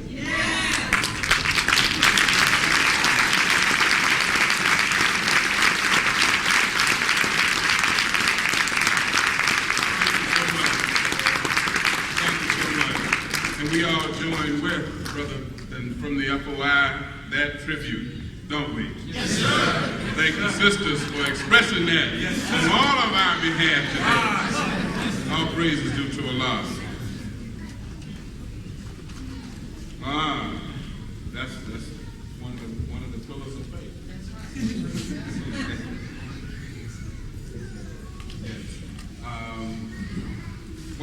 bring Minister Ishmael back. Yes. And we're going to get to the program so we can finish up properly. Thank you. I did forget to thank the Western Regional Women's Conference for allowing me to speak and be your keynote speaker. Thank you. Did you all have a very productive meeting? All praises be to God.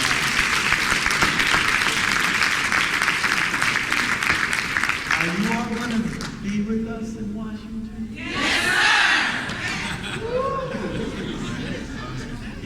We need you. That's right. And the man cannot be remade without you. So the let us make man, you know who the us is? It's God and the woman. And when the woman marries with God to make the man, you're going to have a man that you always dreamed of, always desired, and knew was in us to be for you. And we thank you, dear sisters. I want to just ask, before we close, how many are visiting us today for their very first time? Can I see your hands? Raise them high. Welcome to brothers and sisters. How many of you believe that what you heard this morning is the truth and is good for all of our people? Can I see your hands? All praises to God. How many of you that are here for your first, second, third, or fourth time believe that what you heard this morning to be the truth, good for our people, and would like to unite on the basis of that truth, would like to help the Honorable Minister Louis Farrakhan change the conditions under which we presently live and suffer as a people? Can I see your hands? Wow. Raise them high. Raise them high. Don't feel backward. Would you give me the honor, brothers and sisters, on behalf of the Honorable Minister Louis Farrakhan? I'm going to step down and shake your hand personally and welcome you to the Nation of Islam. Welcome you to Muhammad Mosque number 27. Put your hands together as we welcome all of the brothers and sisters that raised their hand. All of the sisters that raised their hand. Please step down. I'm going to come right down and welcome you personally.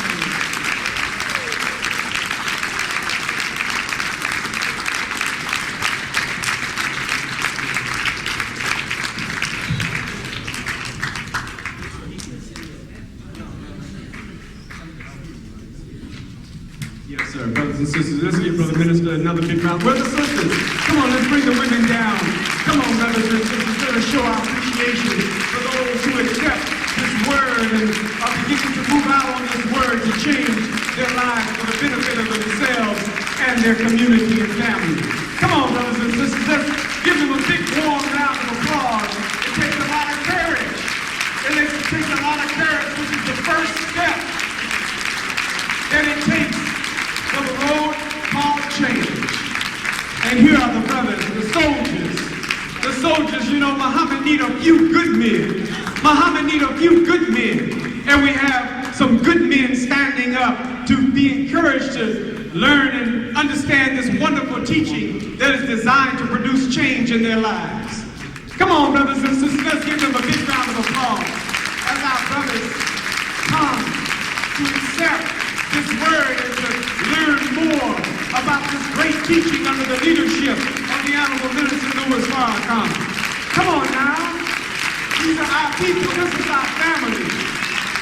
Let's hear it from our family, our extended family, their extended family, brothers and sisters. Thank you.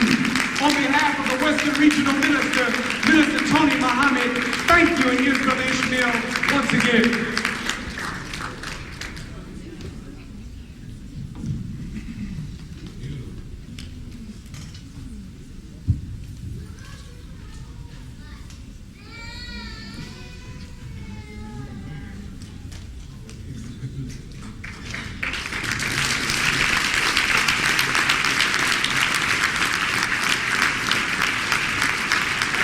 Brothers and protocol director and her assistant to come forth to do charity, is it? Actually, charity will be done. Assalamu alaikum. We're just so honored to have all these distinguished dignitaries among us. But per my understanding, Sister Captain, we will have charity done, performed by Sister Amina and Sisters is Women's Conference. Come on, Sister Amina and Sister Joyce. So, and then after charity, Sister Captain Arisha have just several more awards, and then we'll be closing in prayer after the announcements. Okay, come on. It reads, in the name of Allah, the Beneficent, the Merciful, this award is presented to Sister Valerie Muhammad, creator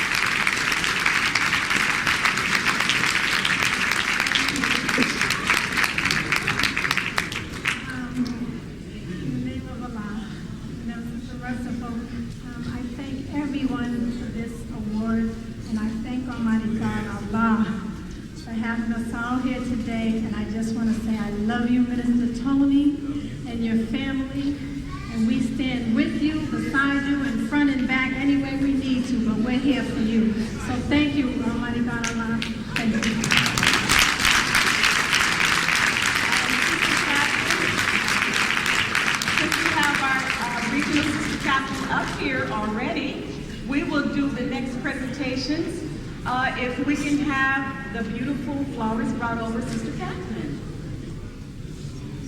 Thank you all for being so patient with us. We've had a wonderful weekend, have we not? Yes, ma'am. And we thank Allah for giving us this time. First of all, where is my husband? Brother Keys? Can y'all find Brother Keys for me? Because it is with the permission of Allah and this brother that I am able to serve in the capacity that I serve in. And he spent a lot of nights, well, I'm gonna tell on myself, some nights, not having food at home, or not seeing me for days, and sometimes weeks, and he still lets me in the house when I come home.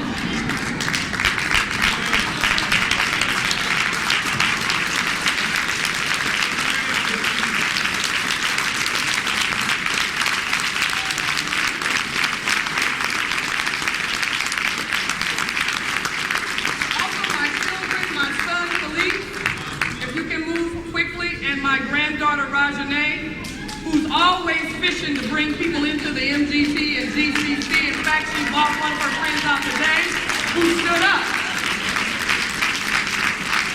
Move quickly, darling.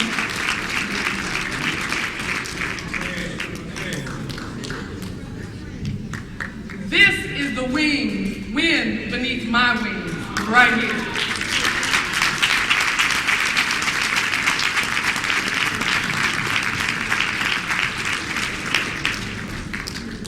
If I could get Sister Holly, Sister Joyce, Sister Sandra, Sister Deidre, Sister Denise, Sister Julia, if I could get you all to come up here, please. Sister Alice.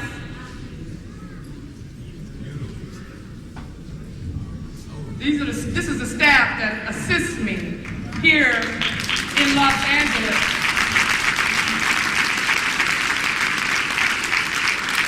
Deborah.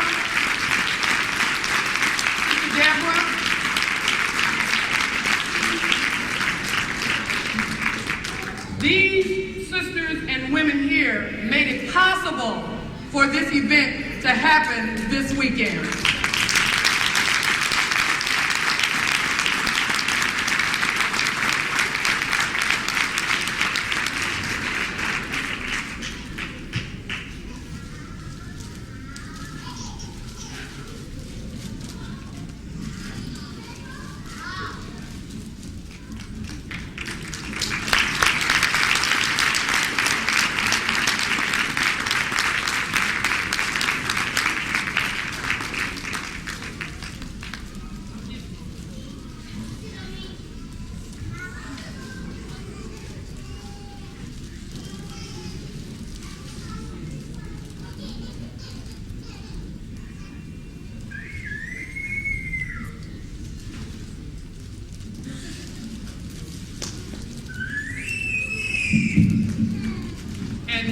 a sister who entrusted me at the request of Minister Tony with the Western Regional Sisters here in Los Angeles. I'd like to present these flowers to our national representative and Sister MGT and GCC, Sister National Captain Aisha Muhammad.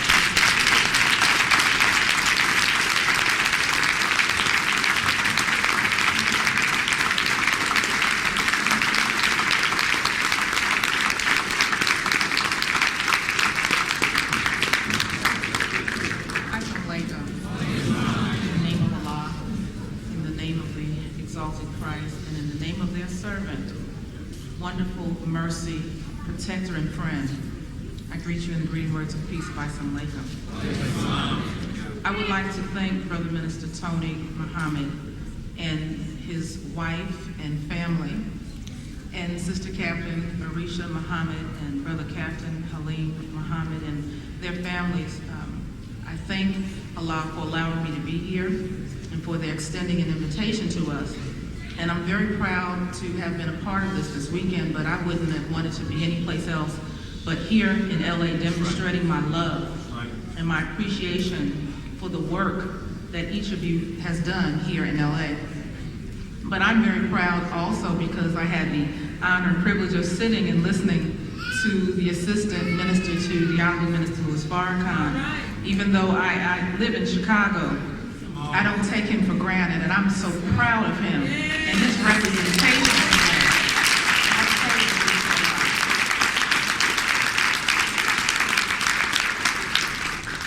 And I just want to say in closing that I am most appreciative of this, to receive flowers while I live. But the best thing that we can do is demonstrate our love and our gratitude to the Honorable Minister Louis Farrakhan by backing him, not just with our mouths, but with our work. So we're happy about you being in first place just for a minute. But that's the fuel that we need to get going when we get back home. So Brother Minister Ishmael is on and popping, as they say. So we welcome the challenge, but it's a good competition. Righteous competition is always welcome. So all praises due to Allah. May He continue to bless you, Brother Minister Tony, and the believers here in Los Angeles. Thank you so much. I come later.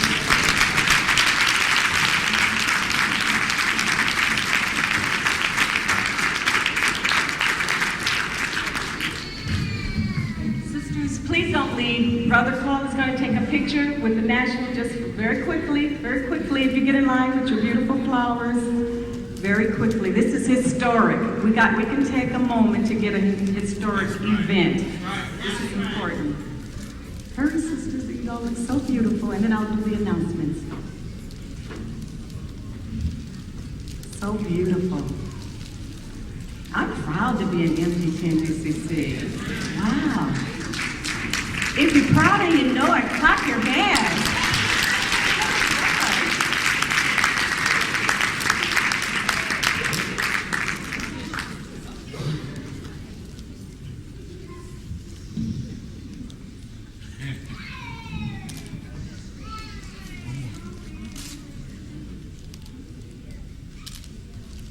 What an honor. Now we're going to go ahead and close out with our announcements. Very quickly. Boy, the women are in charge. Sisters, give yourselves a hand. Brothers are so nice. And for those who are active in the nation, you have to know that the brothers do give us this balance so that we are able to be equals. And this is just an example, this women's conference. They support us 100%. Now for announcements, so we can start with our closing. First and foremost, we have a beautiful sister, Sister Audrey, who is actually Sister Audrey, could you stand? We have a beautiful magazine called Virtue, and we want you to know that the new magazine, Virtue, is now available. Virtue magazine is the only women's magazine supporting the Millions More movement, and Sister is so beautiful. It teaches us how, we know our class teaches us, but it's just beautiful, elegant. Please support Sister Audrey in this beautiful, virtuous magazine. The FOI class in Compton, Monday, 7:30 p.m., 799 Long Beach Boulevard. The rally Tuesday, 7 p.m. in Bethel AME, 79th and Western. The rally Tuesday, 12 noon Moriah Baptist Church. The kind of rally is, thank you, Brother Minister. Let's give him a hand for being back on the scene. That's my minister. We are happy to announce the starting, okay. We are happy to announce the starting September 1st, and on every Thursday, the Nation of Islam Latino Study Group in Spanish will be held at the Compton Building, 799 South Bone. Okay. Save the date. Get your calendar out. Minister Tony Muhammad will be speaking at the California African American Museum. It's a breakfast admission of only $7. Return of the 1 million, preparing for this year's Millions More movement. So please save the date. It's excellent. And the food is all kosher. So that's excellent too. And this one here? Oh, you said it's this one. Okay. Thank you, Brother Minister Ishmael. Rally Tuesday, 12 noon at Mount Moriah Baptist Church. Okay, they have to. Okay. Well, let me smile. Let's start it over. Rally Monday, 12 noon at Mount Moriah Baptist Church at 4267 Figueroa.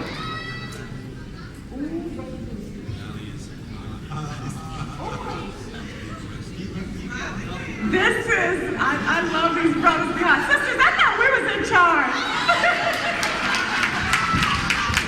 This is,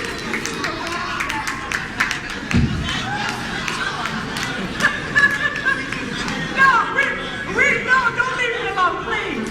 Okay, the rally is Monday. This is important though.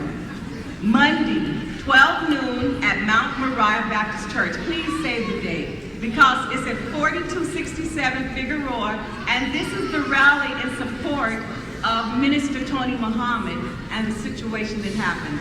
So I'm being organic because it's not written down. But we want you to be there. We need the support. Let's raise our hands. Who's going to be there? Come on. Oh, I love it. Now, what is it? It's 12 noon. She asked me again what time it is.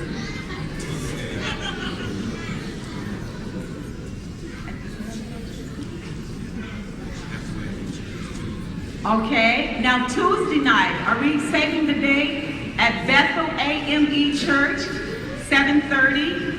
There's also a rally regarding this issue. Please be there. Please give your support. And please, if you need any other information, just let us know. That's Bethel AME Church, 79th and Western, right on the corner at Bethel AME Church, 7:30. Please be there and support a support rally for Minister Tony Muhammad. And we have our MGT class. It will be held at Compton Study Group, located at 799 Long Beach Boulevard. And we'd also like to thank Brother Hector Axelon for his presence here today. Brother Minister Charles wanted to acknowledge them. And September 1st, at 5th Street Dick's Coffee House, a live interview with Minister Tony Muhammad, 1-hour program. You're welcome to come. It starts at 8:00 p.m. This is in support of the Millions More movement. We will fill the house to create an atmosphere of excitement for the Millions More movement. And for more information, please call your satellite TV, YSTV, at 310-242-6693 and ask for Brother Lemuel. And last but not least, and please, if I didn't do them all, please let me know. We have these beautiful, beautiful stickers supporting the Millions More movement. Please see Sister Captain Naima Muhammad, and we would appreciate that very much. Okay. There's just a couple more announcements. We do want to give thanks for the cover, the layout of the cover, to young junior Brother Brian. If he's here, we just want to shout out, thank you for your artistic expression. And we're bringing forth Sister Captain because she has a very important presentation as well. and I'm going to be quick about this. You know, writing a list sure is something that we need to do in my day and time.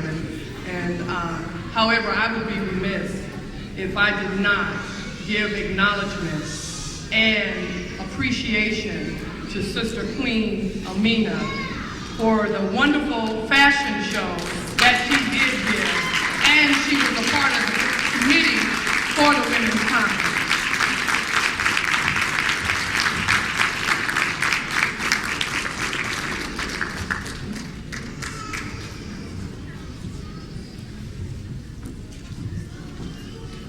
We're done, but before I go, Sister Rosetta Muhammad, I didn't get you any flowers. I want to thank you from the protocol, Sister Denise, but I will take you out to eat, okay? I will, I promise.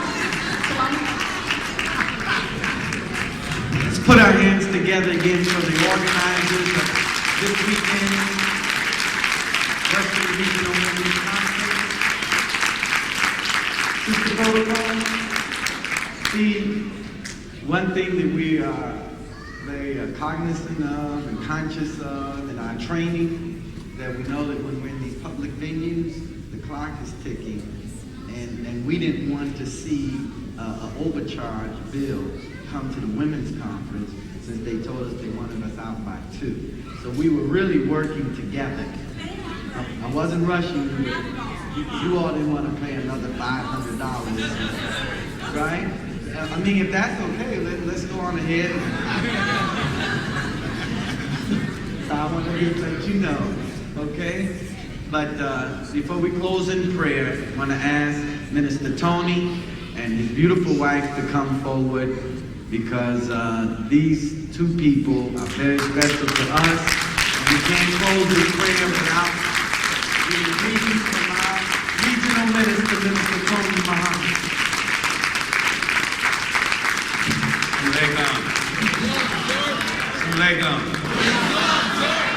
In the name of Allah, the Beneficent, the Merciful, I bear witness that there is no God but Allah, who came to us in the person of Master Farad Muhammad, and we thank him for raising from amongst us the exalted Christ, the most honorable Elijah Muhammad. And we can never thank him enough that he would give to us divine mercy and guidance in the Honorable Minister Louis Farrakhan. In their holy and righteous names, I greet you all again. Assalamu alaikum. Brothers and sisters, on behalf of me and my family, I just wanted to say thank you. Thank you for your love, your support, the letters, the calls, those who come by all times in the morning, all times at night.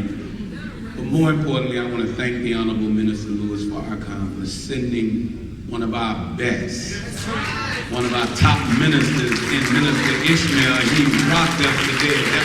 Y'all can do better than that. You know, prayer hating in the nation.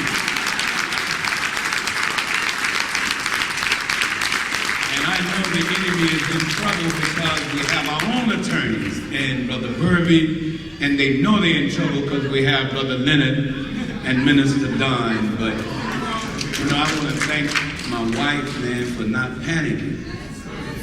Because when I came home with the bumps and the bruises, she never broke down. I never witnessed her breaking down and crying. I did see death in my son's eye for an enemy that would do this to his father. But there's a great God today that's going to get us out of this. So, brothers and sisters, thank you for everything. Thank you for a great women's conference. And let's not lose that #1 position in heaven. The Honorable Minister Louis Farrakhan. Assalamu alaikum, everybody.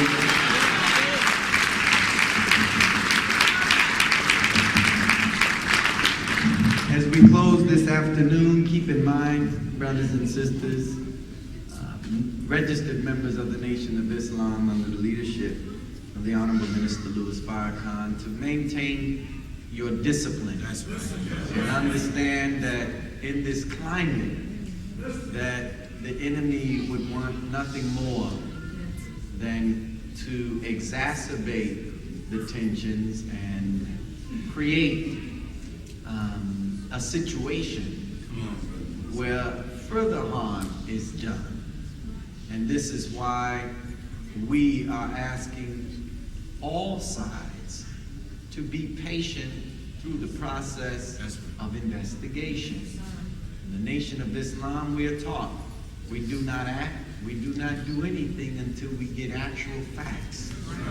It's very important that things that are said in the press, much may not be true. So let us not act on suspicion. Let us not act upon what is reported. We will wait and hear it from those that we trust, because those are unrighteous persons that are reporting. And when they bring you news, we're taught to look carefully into it, lest you harm the people and then what? Be sorry for what you did.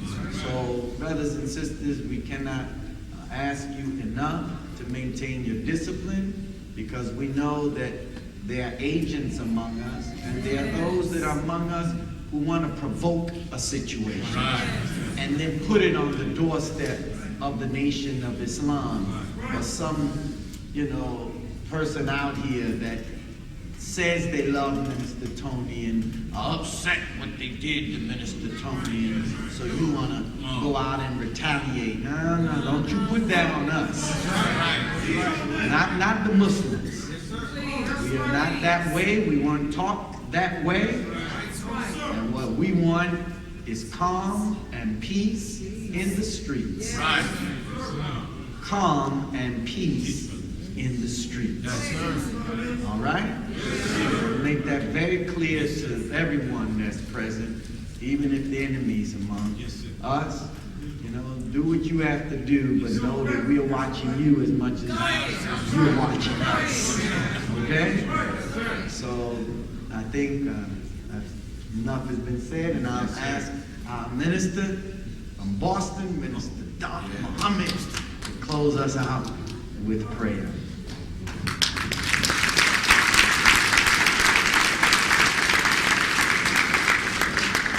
In the manner that we have been taught, please follow me silently in our prayer.